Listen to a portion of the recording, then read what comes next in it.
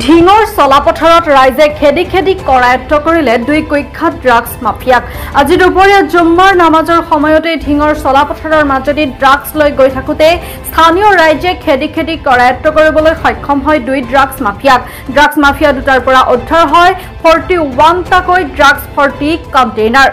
Drugs mafia দুটাই চলাপথাৰৰ কুখ্যাত drugs mafia Sharif উদ্দিনৰ পৰা এই ড্ৰাগছ খিনি ক্ৰয় কৰি ঘৰ অভিমুখে গৈ থকা সময়তে স্থানীয় ৰাইজে সন্দেহ কৰি দুয়োকে কৰায়ত্ব কৰাত ওলাই পৰে ড্ৰাগছৰ টোপোলা। লগে লগে ৰাইজে বটদ্ৰৱা আৰক্ষীক খবৰ দিয়াত বটদ্ৰৱা আৰক্ষী ঘটনাস্থলীত উপস্থিত হৈ ড্ৰাগছখিনি জব্দ কৰাৰ লগতে আটক গ্ৰেপ্তাৰ কৰে দুয়োকে। ড্ৰাগছ মাফিয়া দুটা ক্ৰমে ঢিঙৰ ৰাণীটাপু চৰৰ মজিমুল ইছলাম আৰু ঢিঙৰ জাৰামাৰীৰ আব্দুৰ ৰহমান। শ্বৰীফ উদ্দিনৰ পৰা ড্ৰাগছখিনি ক্ৰয় কৰি জাৰামাৰী আৰু ৰাণীটাপু অঞ্চলত বিক্ৰীৰ বাবে নিব ধৰিছিল ড্ৰাগছখিনি।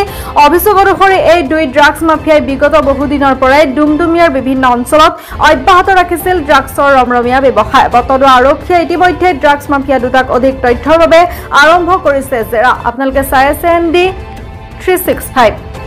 ক'ৰ পৰা আনিছিল ড্ৰাগছ? তাৰ পৰা কোন জেগা? কি জেগা নাম ক? নাম কাৰ পৰা আনিছিলি?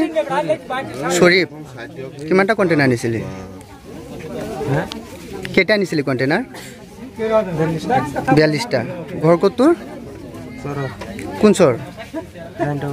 নাম কি? মজিমুল ইছলাম। আৰু এইফালে কি নাম? ঘৰ ক'ত? জাৰামাৰী। আৰু শ্বৰীফৰ ঘৰ ক'ত? যাৰ পৰা আনিছিলি? হে চিনি নাপাওঁ। হয়, আমাৰ গোটেইখিনি ৰাইজে লৰাই মিলাই এই দুজন ড্ৰাগছ সভাপতি ধৰা পেলাইছে আৰু সিহঁতে বহুত দিন ধৰি আমাৰ এইটো অঞ্চলত ড্ৰাগছৰ তাণ্ডৱ চলাই আছে। গতিকে সিহঁতক আজি ধৰিছে, সিহঁতক শিক্ষা দিব লাগে আৰু আমাৰ ৰাইজৰ আমাৰ গাঁৱৰ যিখিনি ল'ৰা আছে সিহঁতে বহুত দিনৰ প্ৰচেষ্টাৰ ফলত আজি সফল হৈছে। আপোনালোকৰ ইয়াৰে স্থানীয় কোনোবা এই ড্ৰাগছ মাফিয়া আছে নেকি এনেকৈ ব্যৱসায়ত জড়িত?